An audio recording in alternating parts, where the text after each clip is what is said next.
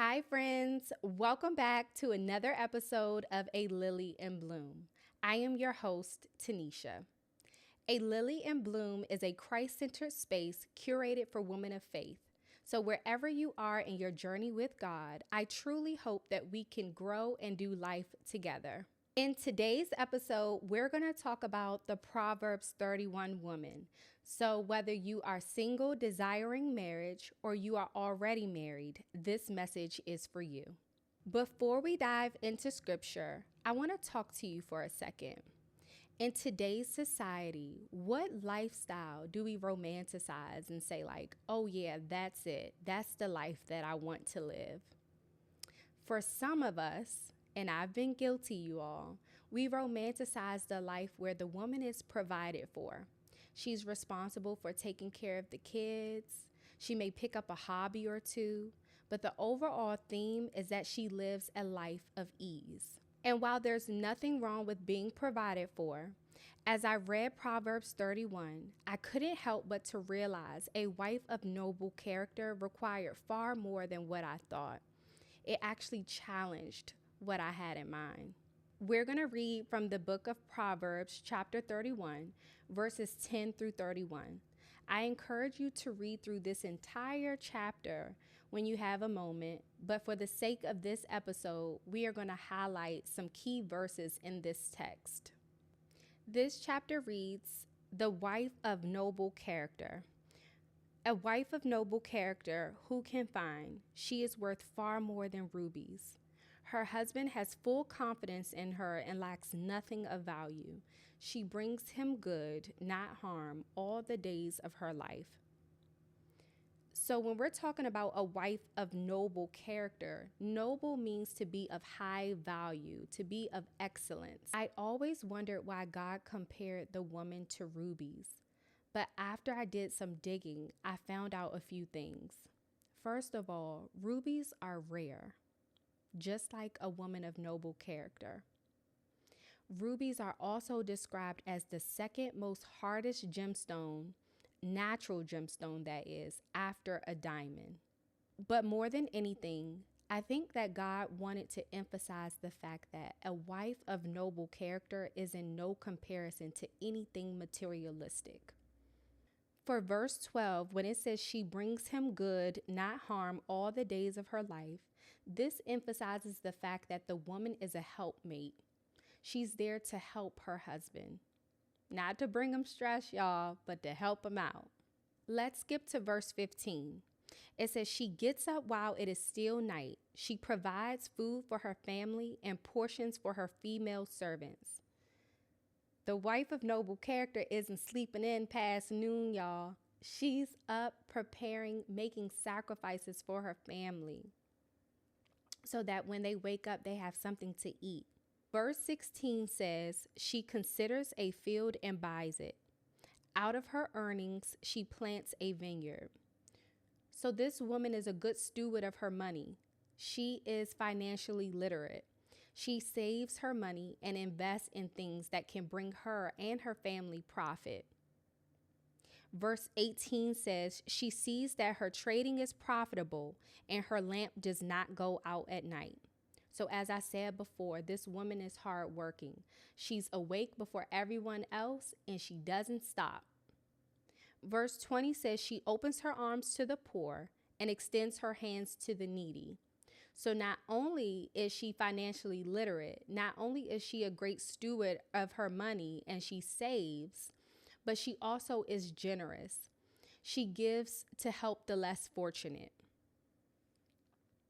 We're going to skip down to verse 25. She is clothed with strength and dignity. She can laugh at the days to come. So not only is she strong, wise, and respected, but she also has joy. Joy is the feeling that no matter what is going on around you, you have a peace in knowing that God has everything under control. Verse 26 says she speaks with wisdom, and faithful instruction is on her tongue. I took a deeper look into this verse specifically when I looked in a different translation. The one that I just read obviously is in NIV, but when looking at the NLT version, it says, when she speaks, her words are wise and she gives instruction with kindness. This is huge. Have your parents ever said something to you like, if you don't have anything nice to say, don't say it at all? This kind of reminds me of this in the sense of she chooses her words wisely. And when she needs to give instruction, she does it with kindness, you all. Being nice and being kind are two different things. It means that she's not a pushover. She can get the job done. She can articulate what she needs. However, she does it in a way that is respectable. And when she gives instruction, she speaks with wisdom, which our wisdom comes from Christ. Verse 30, which is honestly my favorite, says, charm is deceptive and beauty is fleeting, but a woman who fears the Lord is to be praised.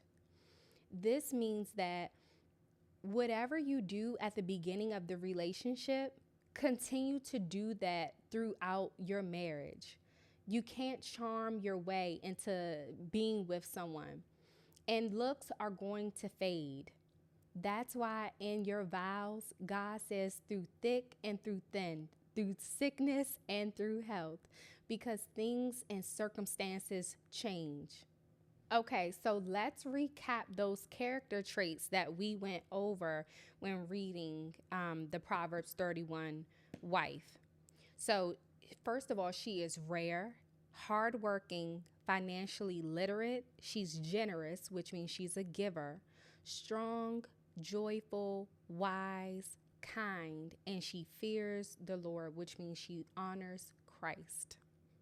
So when I look at those character traits that God uses to describe a wife of noble character, it made sense to me in this supporting scripture. In the book of Proverbs, chapter 18, verse 22, it says, he who finds a wife finds what is good and receives favor from the Lord. It is obvious in Proverbs 31 that the husband has received favor from the Lord. Just from the wife being who she is, he is able to go out into the world and to do the things that the Lord has asked him to do.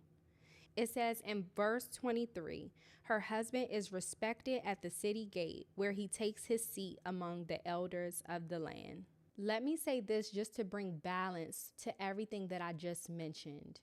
Every marriage is going to have its own dynamic. The roles and responsibilities are going to look different in every household.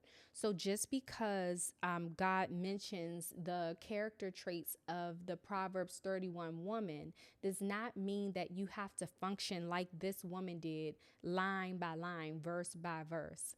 So that doesn't mean that every woman has to cook, has to clean, has to own a business, has to do trading. The heart behind this message is, how are you stewarding the things that God has already placed in your hands? I want you to think about those areas in which you're already doing a great job.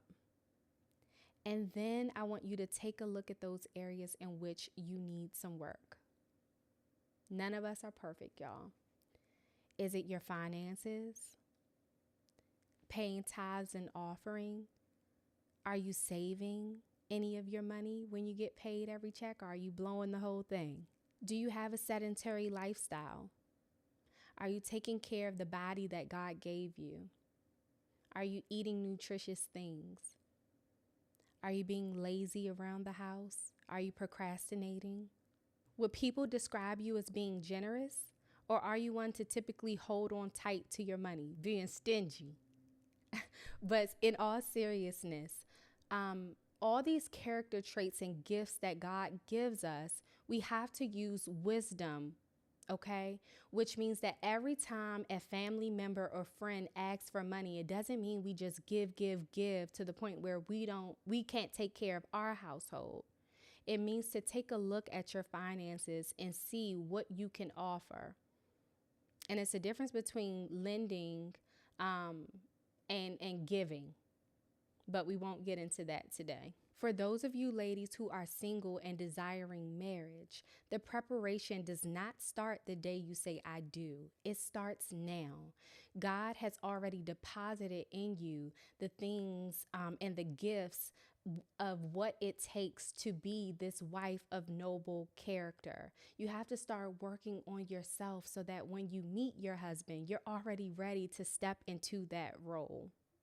And for those of us who are already married, we have some work to do. It's not too late. Every time I read the Proverbs 31 woman, I always gain something different, a different perspective, and there's always something about me that needs work. I hope that this episode has encouraged you, challenged you, and reminded you that you are fearfully and wonderfully made. If this message resonated with you, I pray that you will share it with someone who needs it. You can find this podcast on Spotify, Apple Podcasts, and YouTube. And where it applies, please make sure you like, comment, and subscribe so that you can be notified every time I drop a new episode.